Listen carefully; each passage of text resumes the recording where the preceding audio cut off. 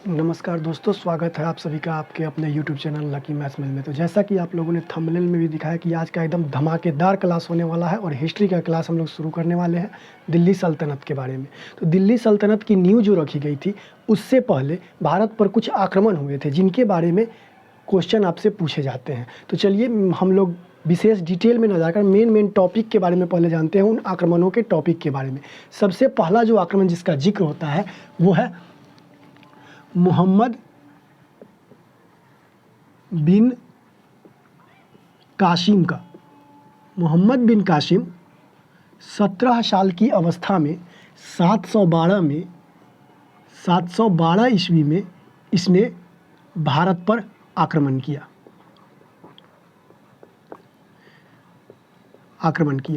इससे पहले 638 ईस्वी से लेकर 712 ईस्वी के बीच में 15 बार भारत पे आक्रमण की गई थी, लेकिन 14 बार उन लोगों को हार का सामना करना पड़ा था। 15वीं बार 712 में मोहम्मद बिन कासिम बहुत सारी सेनाओं के साथ जल और थल दोनों तरफ से सिंध पर आक्रमण कर दिया। इसने आक्रमण कहाँ किया? तो सिंध पे किया। उस समय सिंध के राजा दाहिर थे और इसने 17 वर्ष की उम्र में भारत पर आक्रमण किया था। जिस समय इसने भारत पर आक्रमण किया था उस समय मोहम्मद बिन कासिम की उम्र 17 वर्ष की थी। राजा दाहिर ऐसे ही नहीं आ रहे थे। एक जगह देवाल है जहाँ के बंदरगाह पर सबसे पहले मोहम्मद बिन कासिम ने कब्जा किया था और वहाँ के एक विश्वासघाती सूबेदार ज्ञान बुद्ध के विश्वासघात के कारण वो जगह उसके कब्जे में आ गई थी। और जब ये बात राजा दाहिर को पता चली थी तो वो अपनी सेना लेकर देवाल गए थे और वहाँ पे युद्ध किया था, लेकिन उसके विश्वासघात के कारण उनकी सेना निष्क्रिय हो गई और उन्हें हार का सामना करना पड़ा। तो यहाँ वही बात थी, अपनों ने दिया धोखा, गैरों से शिकायत क्या। तो उसके विश्वासघात के कारण राजा दाहिर को हारना पड़ा और मोहम्मद बिन कासिम सिंध को लूटने लगा और लूट लिया। वहाँ पे अपना सत्ता स्थापित करके भारत की सिंध को लूटने लगा। इसने भारत पर एक बार ही आक्रमण किया था। इसको जिस खलीफा ने भेजा था उसका नाम अल हजाज था। अल हजाज नामक खलीफा ने इसे भेजा था भारत पे युद्ध करने के लिए। इस पूरे युद्ध आक्रमण की चर्चा चचनामा नामक पुस्तक में मिलती है। भारत में इसने जजिया इसी ने ही शुरू करवाया था।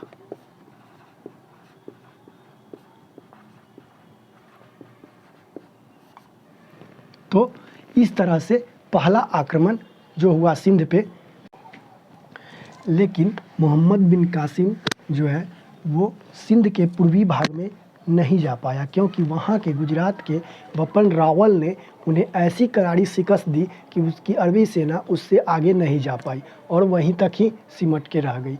उसके बाद कई सौ सालों तक आक्रमण उन्होंने नहीं किया। फिर दूसरा आक्रमण किया महमूद गजनवी ने। ये बहुत बर्बरतापूर्ण इसके आक्रमण थे। इन्होंने बहुत ही ज़्यादा क्रूरता दिखाई और ये सुबुक्तगीन का पुत्र था। मैंने पहले ही कहा है, जो इम्पोर्टेंट क्वेश्चन है मैं वही आप लोगों को बताऊंगा। सुबुक्तगीन का ये पुत्र था। इसने 998 ईस्वी में अपने ही पिता को मारकर और गद्दी हासिल की।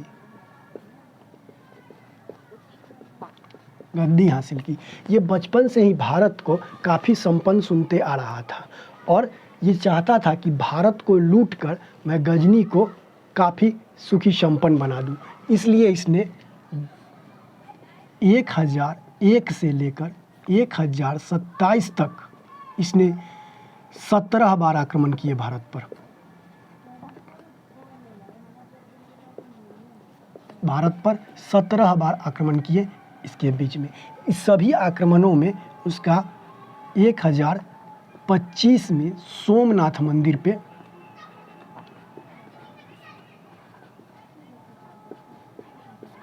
मंदिर का आक्रमण सबसे बड़ा और बर्बरतापूर्ण माना जाता है।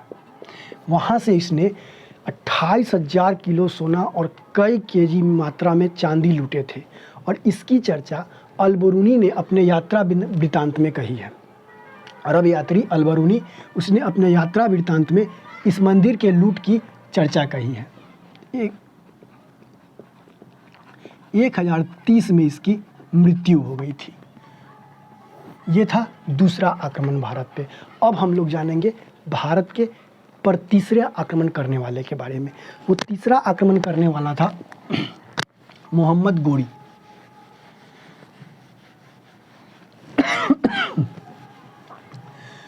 तीसरा आक्रमण किया था मोहम्मद गोरी। इसने 5 बार भारत पे आक्रमण किए।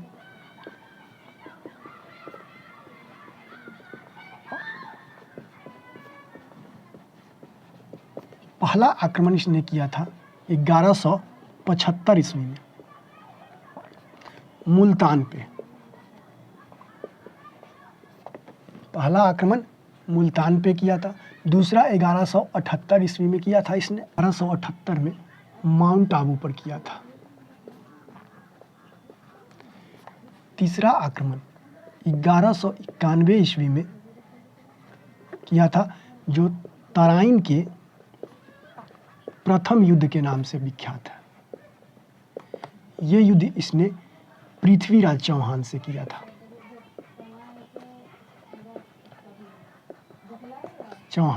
था। फिर इसने अगली आक्रमण 1192 में किया,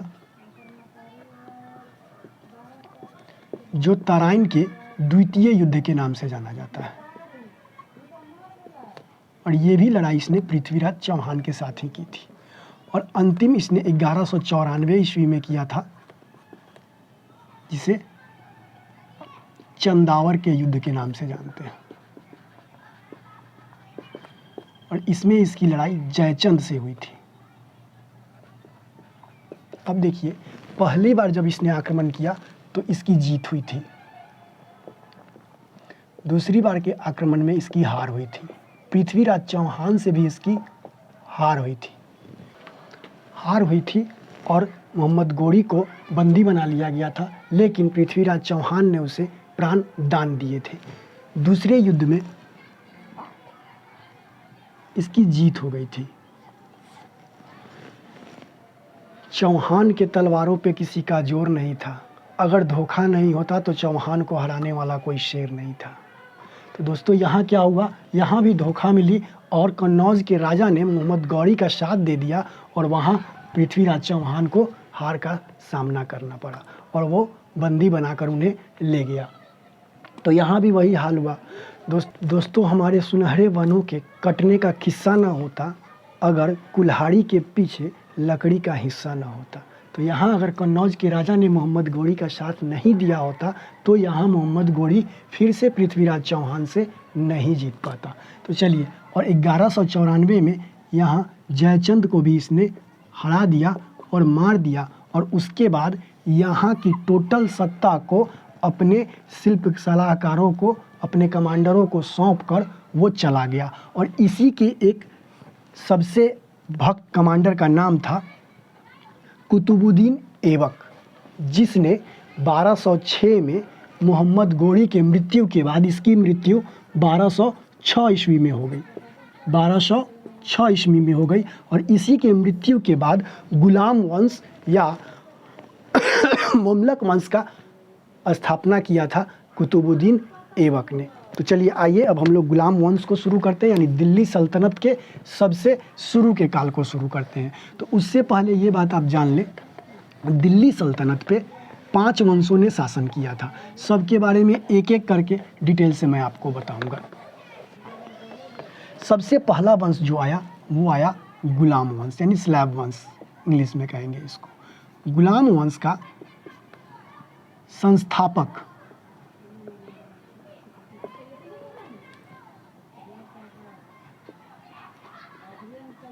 कुतुबुद्दीन ऐबक था, लेकिन इसने अपने आप को सुल्तान घोषित नहीं किया था। इसलिए हम दिल्ली सल्तनत के पहले वास्तविक सुल्तान के नाम पे इसका नाम हम नहीं ले सकते हैं। ये वास्तविक सुल्तान नहीं था, क्योंकि उस समय सुल्तान बनने के लिए जो जो करना होता था इसने वो कुछ नहीं किया था।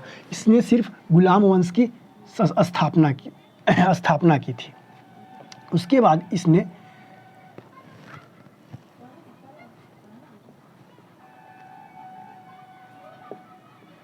कुतुब मीनार का निर्माण करवाया। इसने निर्माण शुरू करवाया था अपने गुरु के याद में। ऐसा कहा जाता है कि कुतुबुद्दीन ऐबक ने अपने गुरु के याद में कुतुब मीनार का निर्माण शुरू करवाया था। इसी के एक कमांडर ने नालंदा विश्वविद्यालय को जलाया था।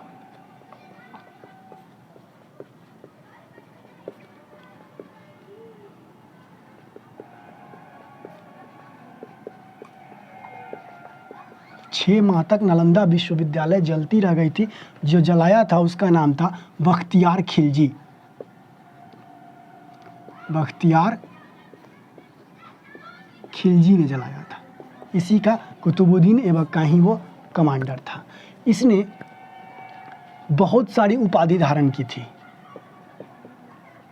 कुतुबुद्दीन ऐबक ने लाख बख्श भी इसे लोग कहते थे। ये लाखों में दान दिया करता था, इसलिए इसे लाख बख्श कहा जाता था।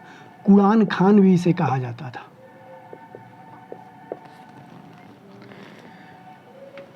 उसके बाद इसने 1206 से लेकर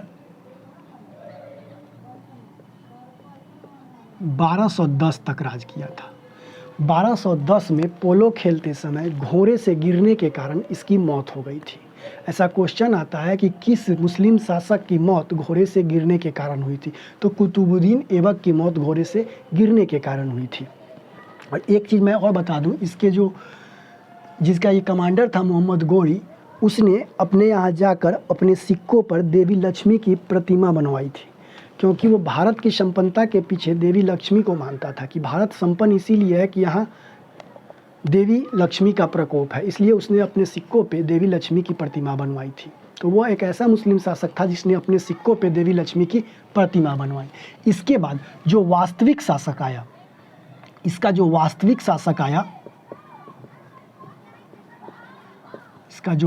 शासक आया वो था इल्तुतमिश।